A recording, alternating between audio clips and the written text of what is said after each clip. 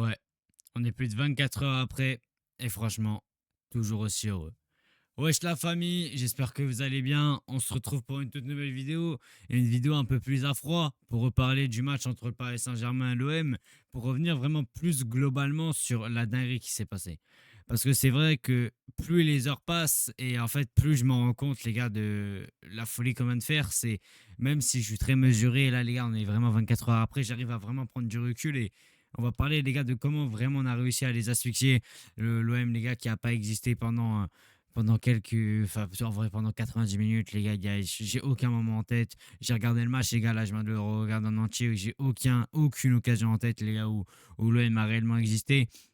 Avant qu'on commence, n'hésitez pas, les gars, à liker, vous abonner. On est proche des 240 abonnés, donc si c'est pas encore fait et que vous voulez me soutenir, n'hésitez pas à vous abonner. C'est gratuit, ça se soutient. Et moi, les gars, je vais déjà commencer par dire que, les gars, ceux qui disent que c'est l'OM qui a été nul, c'est faux. Je vous dis, c'est faux. Alors, certes, ça n'a pas été un homme flamboyant, etc. Mais c'est toi qui les a poussés à être nuls comme ça. C'est toi qui les a poussés à ressortir bas et qui les a forcés à jouer à un jeu que de base ils ne jouent pas. Parce que de base, les gars, l'OM ne joue jamais à 5 derrière. L'OM ne joue jamais comme ça. Et comme ça, et là, tu leur as enfilé 5, ces gars, 5. Et les gars, avant le match, ça me disait que oui, le PSG a des problèmes de finition. C'est plus même PSG, les gars, mais vous voulez pas comprendre que la fatigue joue. Les gars, vous voulez pas le comprendre. Je sais pas, des gens vont le comprendre quand, mais les gars, la fatigue a joué. Et vous le voyez, les gars, parce qu'on n'a pas eu de préparation physique en début de saison. Les gars, ça, je vais y revenir beaucoup, mais les gars, quand le PSG a repris sa saison, on a eu ou même pas, je crois, une semaine, les gars, d'entraînement dans les jambes. Les gars, quand on finissait notre saison, certaines équipes avaient déjà fini sa préparation. Je sais pas si on s'en rend compte. Donc, tu as eu vraiment une préparation très très minime, normalement, qui est importante. Il y en a qui disaient que oui, les préparations physiques, c'est pas si important, ça peut se louper. Mais non, les gars, c'est ça qui, généralement, peut déterminer une saison. Et là, tu vois que maintenant, avec cette nouvelle prépa physique que tu as eue en janvier, tu vois que tout doucement, tu commences à retrouver des courses que tu voyais l'année dernière. Des courses que tu voyais pas en début de saison et qui font vraiment plaisir. Des courses qui font vraiment plaisir. Voilà. Après, les gars, là, je vais plutôt revenir sur le match, mais c'est vrai, pour expliquer tout ça, c'est vraiment toi qui les a poussés à faire ça. Et les gars, il y a des joueurs, on va pas se mentir, qui ont été top. Il y a eu des top performances, les gars. J'ai revu le match de Doué, mais les gars, Doué, là, sur ce match-là, c'est peut-être l'un de ses meilleurs matchs là, en ce début de saison. Je suis désolé, les gars, mais Doué a fait un sacré match. Alors, il est pas très. Il n'a pas été très médiatisé, vu aussi ce qu'a fait Dembélé, on va pas se mentir, qui a été aussi exceptionnel, mais ça, on en reviendra peut-être après. Je vais peut-être revenir encore sur quelques joueurs, mais vraiment, les gars, Doué, ça a été vraiment exceptionnel. Ça a été vraiment exceptionnel, les gars, Désiré Doué. Ça a été incroyable. Doué, voilà, qui a fait un top match, on lui reprochait beaucoup les dribbles qui servaient à rien. Il a réussi un petit peu, là, les gars, à jouer plus simple et t'as la preuve que ça marche. T'as la preuve que ça marche. T'as réussi vraiment à dégainer des occasions. Il est tout proche de marquer. Il met 2 poteaux dans le match. Bref, enfin, au poteau ou barre, je sais même plus, mais bref, il touche les montants. Ça, il est marqué, mais voilà. Après, on va parler, les gars, du Duc de Paname. Les gars, des Doué, à un moment donné, Dembélé, les gars, faut en parler aussi. Les gars de Ousmane Dembélé, les gars. Moi, je vais arrêter de dire que oui, Ousmane Dembélé est le meilleur numéro 9 les gars, à l'heure actuelle, parce que ça, vous le voyez. Vous le voyez, les gars, vous le voyez. 75 minutes jouées, les gars. Il a se joué 75 minutes tout pile, les gars. Dembélé, c'est 3 tirs de but. 3 tirs de but. Et les gars, encore il y a quelques années, ça disait que oui, Ousmane Dembélé ne sera jamais un grand joueur. Bravo Ousmane, les gars, vous voulez dire quoi d'autre? Ousmane, les gars, s'est métamorphosé. Et j'ai vu encore une fois une conférence de presse de Luis Enrique qui t'explique que oui, Ousmane Dembélé, même quand il a des pépins physiques, c'est compliqué, mais quand il revient même à 80-90%, c'est un joueur hors pair. C'est un joueur hors pair, Ousmane Dembélé. Et tu l'as vu encore ce soir. Il t'a asphyxié la défense de l'OM, les gars. Balerdi s'est fait promener sur 90 minutes. Et pas que par Dembélé aussi, hein. Que ce soit Medina, bref, la défense de l'OM tout court, vous avez compris. Mais voilà, il y a eu des joueurs comme ça où ça a été vraiment compliqué. Il y a aussi Bradley. Moi, les gars, j'ai bien aimé le match de Bradley. Là, je parle beaucoup d'attaquants parce que c'est eux qui ont fait le plus de boulot. Il y a aussi beaucoup de milieux, les gars, pour en revenir vite fait aussi sur les milieux. Mais Mayoulou est doublement passeur décisif. Mayoulou te fait une top performance. Mayoulou, les gars, j'ai revu littéralement là, le Mayoulou contre le Barça. J'ai revu quasiment le même match à Mayoulou, les gars, qui se portent vers l'avant, qui ramènent du danger. Alors, certes, c'est pas le même poste contre le Barça, mais voilà, les gars, il y avait tout. Il y avait tout, les gars, pour Séné Mayoulou ce soir, c'était incroyable. Vitinha, toujours le maestro. Alors, je peux peut-être lui en vouloir pour le jaune, en vrai, je viens de revoir où il est dangereux, il a rien de prendre un rouge, en vrai, hein. J'avais pas compris enfin, quand on commentait le match en direct, j'avais pas compris en fait déjà pourquoi il prenait un jaune, mais j'ai revu en fait il fait un tac très haut et l'arbitre est quand même sympa de mettre que jaune et pas un rouge. Donc on a sauvé les meubles. Enfin, le tir après s'est calmé. Ouais, non, dans les fautes, il a eu voilà, une entame assez compliquée. Les 5 premières minutes de Vitinha où il perdait beaucoup de ballons, il a été frustré, donc ça lui fait prendre ce jaune. Mais après, les gars, il a totalement. On a revu le Vitinha, les gars qu'on adore, Vitinha en maestro qui dit que le jeu, qui dit que le tempo, comme d'hab, est vraiment un Vitinha qui a été incroyable. Mais pour en venir, vraiment, pour moi, à Bradley Barcola, ça a été aussi un top match. Ça a été un top match de notre Bradley qui a encore tellement apporté les gars. Bradley Barcola, quand une équipe joue les gars enfin, assez basse, parce que en vrai l'OM n'a pas mis le but non plus au début les gars. Ouais, c'est vrai que l'OM, quand j'ai regardé, c'est vrai que les gars l'OM a essayé de jouer haut et c'est comme ça que je les ai flingués. En fait l'OM est tellement venu jouer que c'était suicidaire comment ils sont venus jouer, on va pas se mentir. C'était suicidaire et Bradley les a tellement bien pris dans le dos les gars. Toutes les occasions les gars que Bradley a apporté dans ce match. Pouah, toutes les occasions de Bradley les gars. Ça a été une dinguerie. Ça a été une dinguerie. T'as même des joueurs, les gars, Marquinhos, qui commençaient bien gentiment à se faire critiquer, qui te fait encore, les gars, un top match. Ce soir, il a été grave rassurant, les gars. Sur les peu de fois, il a été sollicité, il a été présent. Marquinhos, encore, les gars, le capitaine, ça bouge pas. Safonov, et Safonov, pour moi, c'est aussi une satisfaction. Très peu en parle, mais je trouve aussi que Safonov a fait un très bon match. Safonov, les gars, il a été sollicité très, très peu de fois. Mais les très peu de fois, tu vois, où il aurait pu se dire, ouais, je joue pas à 200%. Et les gars, il a été là. Il a été les chercher. J'ai en tête, les gars, il y a une frappe de Abdelli, je crois, qui part petit filet droit et il arrête. Il faut plonger, hein, il faut plonger pour y aller. Il y a aussi une tête de Peshao qui va petit filet gauche, il y va et celle-là, faut vraiment la chercher. Alors que là, les gars, à ce moment-là, on gagne 3-0. Tu vois, il aurait pu se dire, ouais, bon, au pire, je laisse passer, allez, il y a 3-1. Mais non, les gars, Safonov a joué tous les coups au max. C'est vraiment là, c'est là que tu vois que Safonov est aussi un très bon gardien. Il faudra voir ce que ça donne dans les grands matchs. Après, les entrants, on fait des entrées. Je vais reparler de Dro. Je sais que ça en énerve certains, que je parle déjà pas trop vite parce que Dro est arrivé récemment, on va pas se mentir, mais les gars, Dro, vous avez vu la première touchée de balle, s'il vous plaît? Première touchée de balle, talonnade, geste technique, les gars, Hubert, il était perdu. J'ai revu l'action, les gars, Hubert, il était perdu, s'il vous plaît. Dro, les gars, j'ai tellement hâte de le voir dans les grands matchs, de toute façon. N'hésitez pas à aller dans l'onglet post, il y a tous les matchs qu'on fera, mais j'ai tellement hâte, les gars. On pourra le voir contre Monaco, là contre Rennes, les gars, parce qu'on commentera à Rennes aussi en live. Bon, ça, ce sera vendredi, donc on a un petit peu de temps, mais voilà, on fera ça aussi en live. Mais vraiment, ça, c'est incroyable. Vraiment, les gars, c'est incroyable. Voilà, drôle, les gars. Je pense qu'on a fait une sacrée recrue. Je ne veux pas parler trop vite non plus.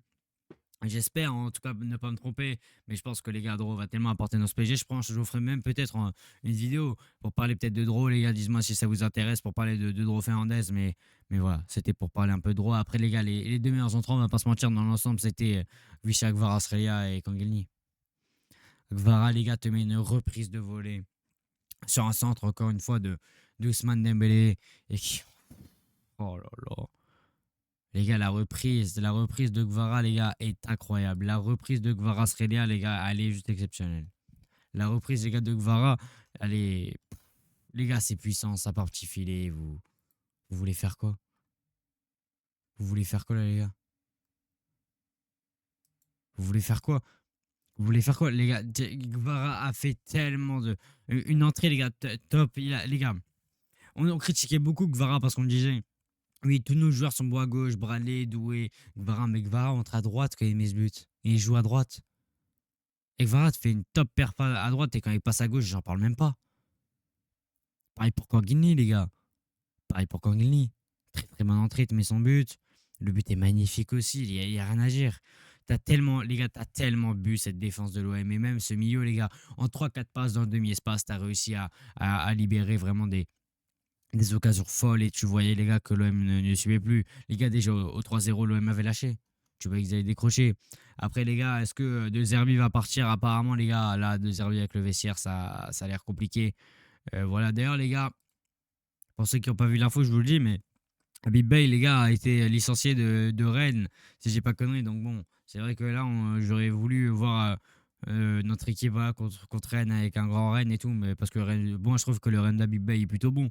Mais voilà, Habib Bey a été licencié, donc je pense que il y aura pas moins de mérite, mais de toute façon, là, leur équipe, ils doivent être dans une mentalité un peu compliquée. Donc voilà, je pense que le match contre Rennes sera plus simple que prévu, je pense. On verra ça dans. Alors, je dis pas qu'on va gagner 6-0 hein, non plus, mais voilà, je pense que vu qu'ils l'ont viré, il y aura moins d'automatisme, enfin pas moins d'automatisme, mais il y aura déjà moins un nouveau plan de jeu du côté de Rennes. Donc je pense pas, voilà, moi je vois pas la victoire de Rennes, mais bref, on va rester quand même sur Marseille. Avec en vrai là les gars, mais en vrai je m'en remets toujours pas les gars, surtout il y a eu des flops côté l'OM, parce que on a beau dire les gars que oui ça a été le PSG qui les a mis en dessous, plus bactère, mais les gars l'OM il y a eu des joueurs, ça a été catastrophique. J'ai revu certains matchs des défenseurs. Balerdi, Medina, c'est catastrophique. C'est comme dirait Enrique, c'est catastrophique. Mais les gars, en vrai, ça a été vraiment pas bon, je trouve, dans l'ensemble. Il y a eu vraiment des joueurs comme ça où c'était pas bon. Voilà, ça n'a pas été le seul, hein. Voilà, il y a eu aussi Timo Chiwa, pourtant un joueur que j'aime bien. Timo Chiwa, bah, avant qu'il vienne à l'OM, bien sûr. Un joueur que j'aimais bien, en vrai, voir jouer, c'est un joueur qui est très bon dans la relance, qui est très bon techniquement. Et là, les gars, je l'ai pas reconnu. J'ai pas reconnu Timo Chiwa. Pourtant, les gars, Timo Chiwa, je le connaissais depuis pas mal de temps avant qu'il vienne à l'OM, mais Timothy Bois, les gars, ouais, je m'attendais pas à ça. Et surtout, Delange, les gars, leur gardien qui apparemment était vraiment peut-être pas meilleur que Rouli, c'est pas ce que disait Marseille, mais vraiment aurait pu apporter cette concurrence à Rouli. Mais les gars, sur quelques. Je crois sur le but déjà de Dembélé, bon, il couvre pas son premier poteau alors que c'est prévisible, donc déjà il se prend un but pour rien. Le deuxième but de Dembélé, hein, où il met un crochet, etc. Et bon, le but de Guevara, c'est arrêtable. Il y a des buts comme ça où voilà, les Marseillais ont eu du mal. Les Marseillais ont eu du mal, les gars, mais voilà. Mais voilà. D'ailleurs, les gars, désolé si ma voix est un peu cassée, etc. Parce que là, alors, vous regardez cette vidéo, normalement, il est quoi? Il est 22 h. Oui, je pense qu'il doit être 22 h quand elle va sortir. Je sais pas, ou peut-être 21 h et quelques. Ouais, je voulais vraiment faire cette vidéo pour revenir un peu à froid, les gars, parce que je commence un peu à réaliser ce 5-0 que t'as mis contre l'OM, les gars. Ce 5-0 qui est historique. T'avais jamais mis 5-0 avant face à l'OM. T'avais jamais mis ça. T'avais jamais mis une Manita face à l'OM. Et les gars, la dernière Manita datait de quand? Le 31 mai. Elle datait du 31 mai. Et en plus, on était pas loin, les gars, d'avoir la même composition à quelques joueurs près. On était vraiment pas loin. Il manquait plus que Fabien Ruiz. Et je crois que. Enfin, non, Kimi aussi. Bon, Donnarumma, mais Donnarumma, bon, c'est compliqué maintenant. Mais bref, Donnarumma, les gars, je voulais faire aussi un débrief sur City Liverpool. Mais bon, un peu compliqué là. Un peu compliqué de faire le débrief de City Liverpool. Mais bref, c'est pas le sujet. En tout cas, c'était vraiment pour dire que dans l'ensemble, tu as tellement bu le plan de jeu de Zerbi et de l'OM. Ça a été vraiment, vraiment exceptionnel. Ça a été vraiment exceptionnel. Vraiment, les gars. Et là, on peut que remercier les joueurs, les gars, parce que on commençait au fil du temps. Moi, je commençais au fil des matchs un peu à m'énerver. Tu vois, ça commençait un peu pas à partir, pas en crise, c'est un grand mot, hein, mais les gars, et là, tu avais vraiment une perte de confiance. Ça avait été compliqué. Ouais, c'était compliqué. T'avais plus la finition. Et là, les gars, t'en colles 5 à l'OM. Et les gars, le pire, c'est que on aurait pu en mettre 7 ou 8. C'est ça le pire. C'est ça le pire. C'est ça. Les gars, c'est ça. C'est que vraiment, l'OM, les gars, a été aussi tellement peu dangereux. Je sais pas, les gars, si on va en parler, mais je crois, les gars, que l'OM a tiré que quelques faux buts, même pas. Je crois, les gars, l'OM, c'est les gars, non, c'est 3 tirs cadrés. 3 tirs cadrés sur 9 tirs. Ouais. Ça a été compliqué pour l'OM. Ça a été vraiment, vraiment compliqué. Mais vraiment, les gars, moi, fiers de nos Parisiens. Fiers de nos Parisiens avant tout. Surtout, les gars, on fait plein confiance. Parce que là, les gars, je vais vous donner un petit peu le calendrier, les gars, qui va arriver, mais on va jouer quand même des grands matchs. Là, tu joues Rennes déjà vendredi. Un Rennes, les gars, qui va pas être simple, même si donc ils ont viré Habib Bey. Ça va pas être un Rennes très très simple, les gars, à jouer, on va pas se mentir. Donc là, les gars, tu vas donc jouer Rennes. Le mardi d'après, tu joues en plus directement Monaco. Tu joues ouais, directement Monaco. Tu joues le samedi contre Metz. Donc l'avant Monaco. C'est vrai que les gars, Rennes et aussi l'avant Monaco, match aller. Et d'ailleurs, les gars, évidemment, match aller sera Louis II. On verra ce que ça donnera. Match retour au parc. Donc ça, voilà, ce sera un avantage. Après, donc il y aura après Metz le barrage retour. Et après, il y aura aussi, je crois que c'est 2 jours plus tard, le tirage aussi des huitièmes où on sera là. Il y aura aussi un Le Havre Paris Saint-Germain. Un Le Havre Paris Saint-Germain juste après le PSG Monaco en LDC. Et juste après, tu rejoues Monaco, mais cette fois-ci en Ligue 1. Donc tu vas les jouer 3 fois en quasiment un mois. Ouais, 3 fois. Après, tu joueras à Nantes. Après, il y aura le match de LDC. Après, voilà, ça va aller très vite. Ça va aller très vite. Et les gars, c'est là où la saison va commencer à jouer. On va pas se mentir que c'est maintenant où il va falloir être présent. C'est maintenant. La LDC va arriver maintenant. Va falloir que nos joueurs soient prêts. va falloir que nos joueurs soient prêts, il va falloir qu'ils nous montrent les gars qu'ils ont envie, et ça j'en doute pas, que nos joueurs ont envie de faire le back-to-back, de regagner la Ligue 1 maintenant. On est très bien parti aussi pour gagner cette L1, on va pas se mentir, mais bref, c'est surtout la LDC là qui apporte le plus cette saison, on va pas se mentir. On verra ce que ça donnera dans le futur. En tout cas, très fiers de nos Parisiens. Merci les gars, à vous d'avoir regardé ce débrief. Les gars, un petit débrief à froid. J'en ferai les gars un peu plus, je pense. J'en ferai un petit peu plus des débriefs à froid comme ça dans les grands matchs, les gars. Genre les classicos, par exemple, je pense que en LDC aussi. En LDC, je pense que je ferai ça aussi pour d'autres matchs en tout cas. Merci à vous d'avoir regardé ce débrief. Si vous l'avez regardé jusqu'au bout, n'hésitez pas à mettre merci Paris dans les commentaires et je serai que vous aurez regardé ce débrief jusqu'au bout. En tout cas, les gars, moi je vous laisse et on se retrouve, les gars, une prochaine fois.